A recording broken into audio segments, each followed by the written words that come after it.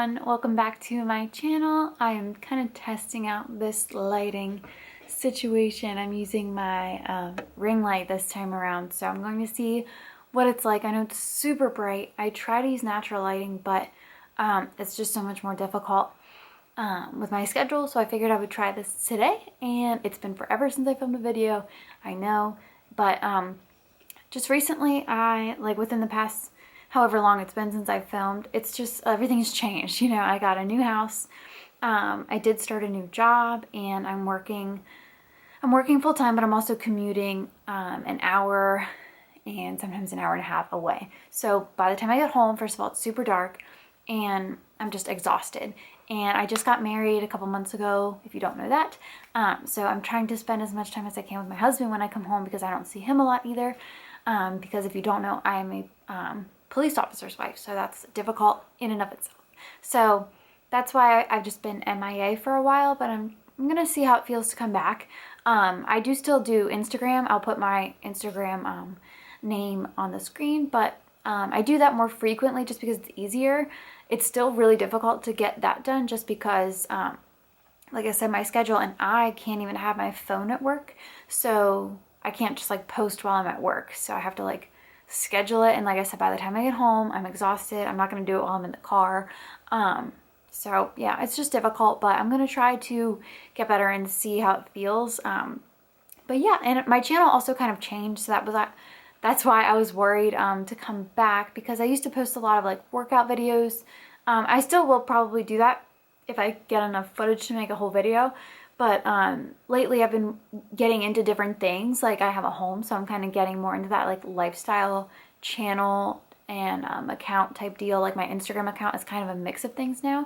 So some things are just different, and that's kind of like where I'm at right now. But I'm going to go with it because a lot of the channels that I follow have such a big mix of videos that they put out. So I figured I would just, you know, kind of go with it and see how it works for me. So today's video, though, I am talking about wedding dress shopping. I'm going to try to do like a wedding series to try to help people out there who are probably getting ready for a wedding, maybe in the spring, summer, or fall of next year, or you're doing a winter wedding. Whatever the case, you're probably thinking of wedding dress shopping if you clicked on this video. So I'm going to try to go through some tips that I was just thinking about today, and I was like, what would I want my past self to know about wedding dress shopping?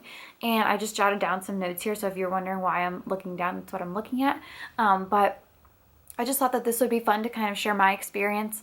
Not only that, but like just some tips. So if you are getting married in the future, or not even if you have a date set, or even a fiance, if you just want to know some tips about getting your wedding dress, stay tuned and I will share what I have here with me. So the first thing, I mean, these are pretty out of order. I feel like there's no order that I really decided to put these in. I just jotted down notes. So going wedding dress shopping, one of the things you want to remember is what you're going to be wearing underneath of your wedding dress. So dress appropriately for that circumstance. So I would not wear any, like, I wouldn't wear a bra or a tank top or something that's going to dig into your shoulders and leave marks, or any top that's going to leave marks. Because when you try on these dresses, you're going to see those marks, and it's just irritating. And it's not going to give you like the nice like effect of how you will feel on your wedding day. Even if you have a dress with straps, I guess, I just wouldn't risk it. Because what if you want to try on a strapless dress and then you have these marks and it just doesn't feel right, doesn't look right. So that's one of my tips, would be to just think about what you're wearing underneath when you go shopping. I would not wear, I mean, this is TMI, whatever, but I would wear a thong, or if you are, I mean, you're going to be changing with another person, so I would not go commando. I would wear something, unless you're like really comfortable with that. I don't even know if that's allowed, but if I was like an employee, I probably would want them wearing something. But anyway, just think about that, because some of the dresses, especially nowadays, those tight like mermaid style gowns, you don't want panty lines to show, because again, you're not going to get the full effect of that dress, and it could affect your decision. So I would wear a thong, or maybe those like seamless thongs or panties, whatever, where you can't really see the lines. I would wear those. I would just think about that. So just so it doesn't ruin your perspective of the dress. And same with tops. If you want to wear a bra with your wedding dress, that's fine, but bring something with you that you think you could wear with dresses, just to kind of see where you're at. Because if you don't bring a bra, and you try something on that you would probably need a bra, and then you don't like how it fits, that could affect your decision as well. So I would just recommend like coming prepared basically, and you can always come with different options too if you want to. So what else? Going along with that, I guess, if you're going to like a boutique where you're kind of like with someone, I don't know if there's stores that you go and kind of just shop on your own. But usually you have like an assistant, not assistant, like a salesperson, who helps you pick out a dress and, you know, put everything on. So you will be like very up close and personal, very naked with a complete stranger. I think that's very important to remember. Because I wasn't really expecting that. I didn't really know how that worked. I thought maybe like you got into it and they like clipped you up and everything, but she was with me the entire time. While it was changing, I was just like, okay. And I was comfortable and everything, but it might be weird for some people at first. So I would just be aware of that. And that's why I said to be conscious about your underwear choices. Maybe don't wear your granny panties that day. Just a thought.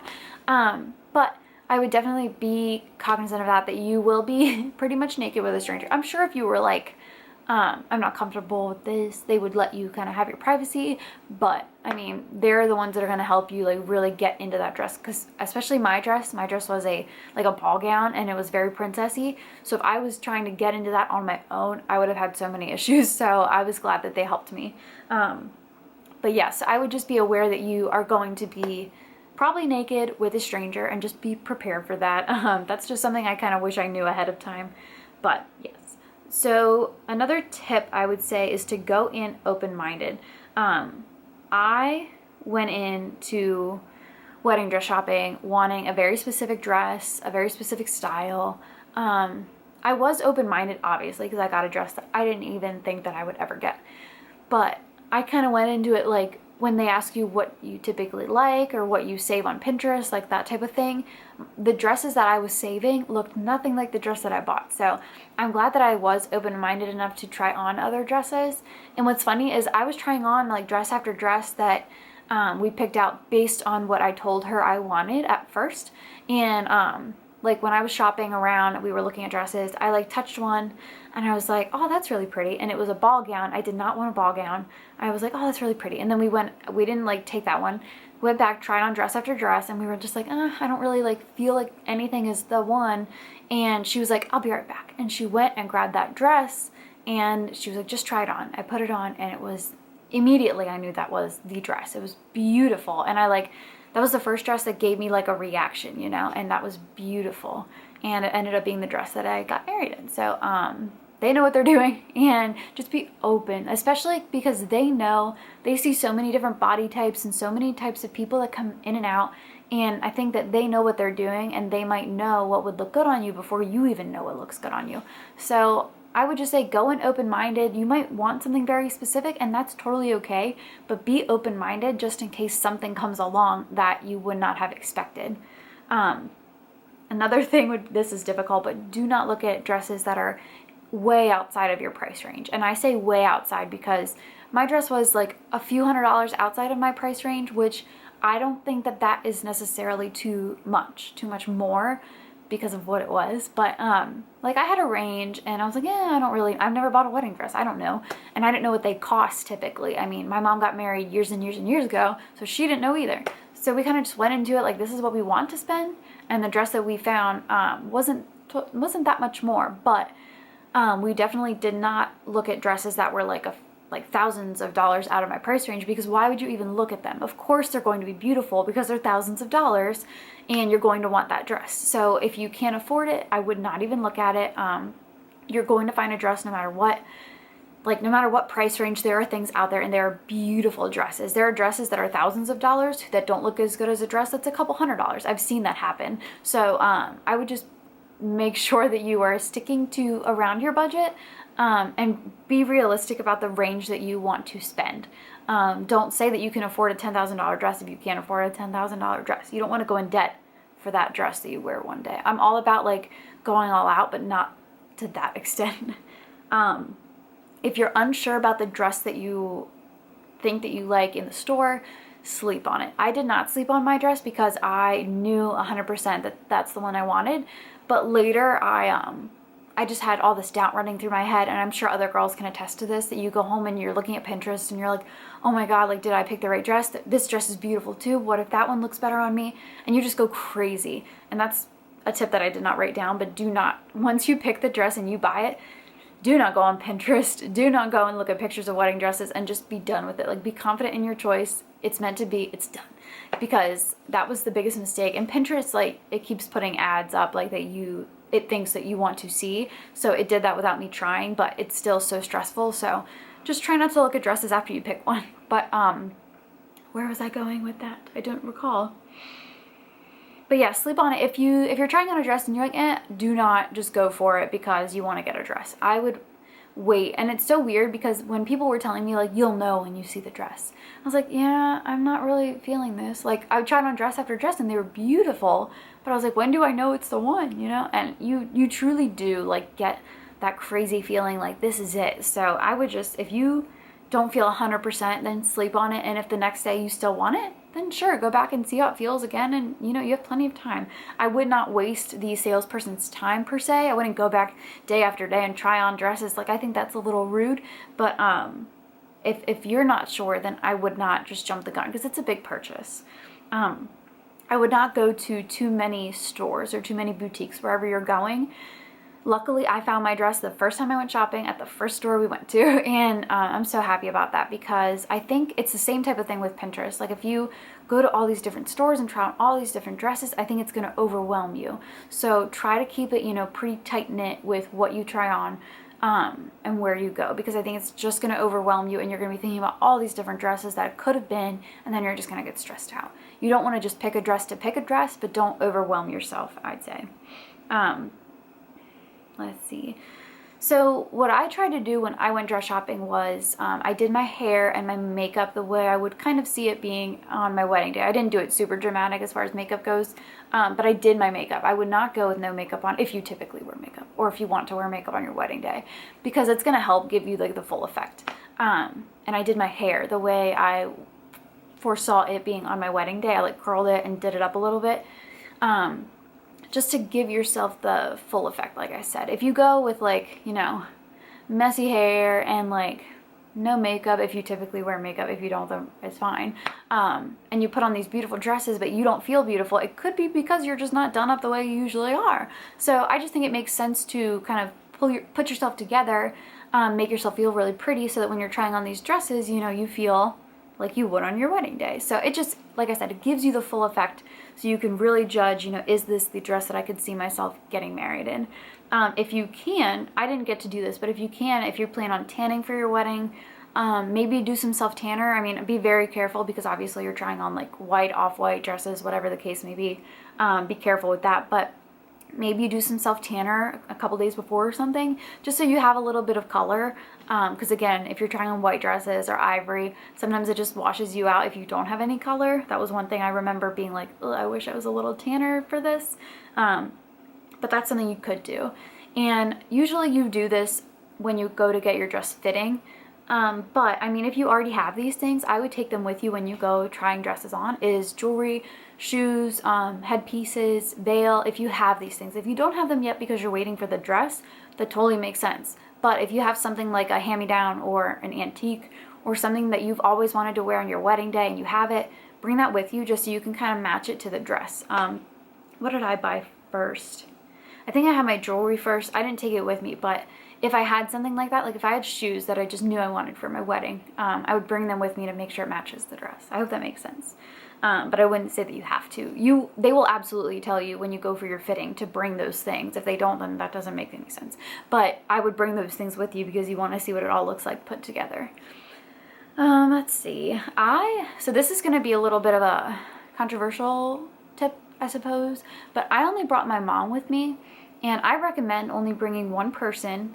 If not one person, no one, to be honest. Like my mom's the type where I need her, because I know she'll tell me that doesn't look good, it doesn't look good from the back, it doesn't look like you, or something like that. Like, she'll be brutally honest with me, what she likes and what looks good on me, because I don't want to get something that I think looks good and it just does not, you know, because that can happen. So I had to have her, and I really wanted her to be there because I'm the only daughter and I wanted that to be like our thing. But if that wasn't the case, I think I would have picked my mom, and if not my mom, I didn't want anyone with me, because I'm an anxious person and I try to please everyone instead of pleasing myself. So if I had a group of people there, I would ask everyone, what do you think? What do you like? What do you like? And then I end up buying a dress that I don't really like, but everyone else tells me is beautiful. So that's why I was like, I'm only bringing my mom. And if she wouldn't come, or if she couldn't come, I would just go by myself. And that's what I recommend, honestly. Obviously there's different situations and people have different families and friends. So you obviously do what you want. I don't want anyone freaking out in the comments, but you do what you want. But I do recommend just thinking about that, because if you do try to please everyone, or if you get stressed out when people tell you what they think, I would maybe go alone or pick one person to go with you. If you seem like the Say Yes to the Dress shows, like those episodes where they bring a ton of people and everyone's freaking out and telling them what they think, that's when the bride usually gets upset, because it's their dress. So I never desired to bring a big group of people. I'm sure that's fun, but I really wanted to get my wedding dress. It wasn't to have some sort of little party and like go try on dresses. Like, this was to find my wedding dress. I was pretty serious about it. So that's why I just brought my mom. But like I said, you guys totally do what you want to do, and that's that. But that's my tip.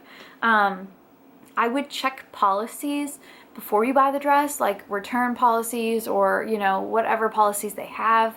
I would just check, just in case. You never know, like, God forbid anything should happen. I would hope that would never happen to anyone, but things happen, and I would just want to know what my options are if something were to happen. So I read everything when it came to the policies for my dress. So I would just think about that. I'm not going to spend too much time on that, because I feel like that's a pretty common sense adult thing to do. You should do that with anything when you make a big purchase.